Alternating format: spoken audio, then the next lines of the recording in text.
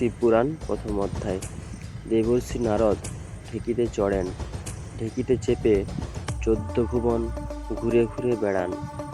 বহু শিবলিঙ্গ দেখে পর পর পূজা করলেন।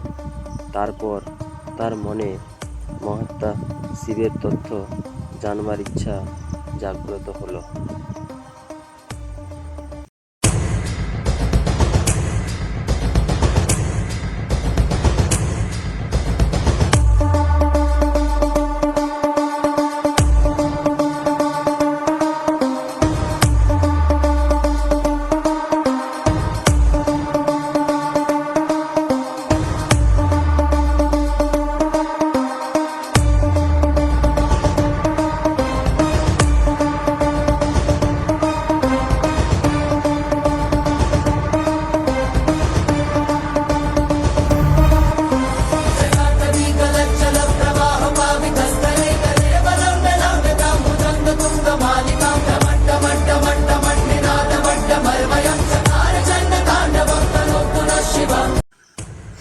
মহেশ্বরের রূপ মনে করতে করতে ব্রহ্মার কাছে নিয়ে এবং মনোবাসনা নিবেদন করলে প্রজাপতি ব্রহ্মা পাপ বিনাশকারী শিবতথ্য প্রকাশ করলেন।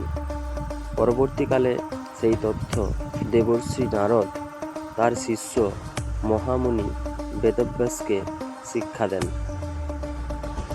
শিষ্য সুত মণিকে তিনি সেই তথ্য কথা অবগত করান।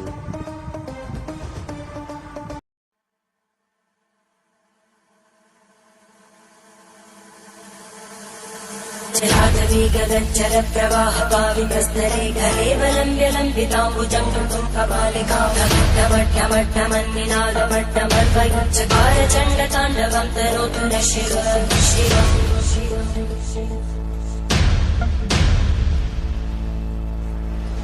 जटाकटाः सम्भ्रमब्धमन्मलिन्दनज्जरीतिरोलवीचिवल्लरी विराजमानमोहनद्धगद्धगद्धगज्ज्वलल्लला।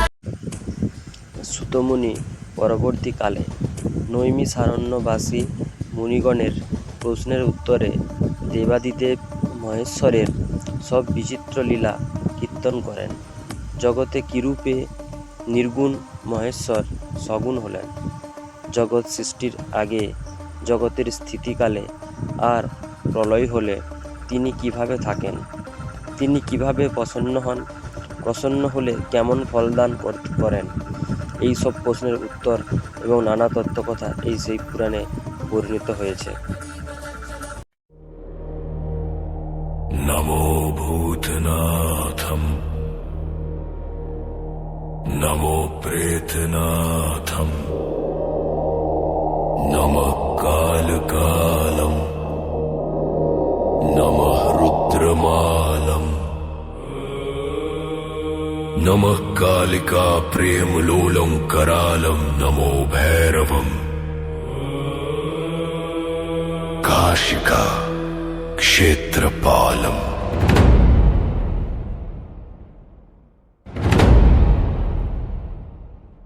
पुराणों में वर्णित है कि एक समय देवताओं के बीच ये चर्चा छिद गई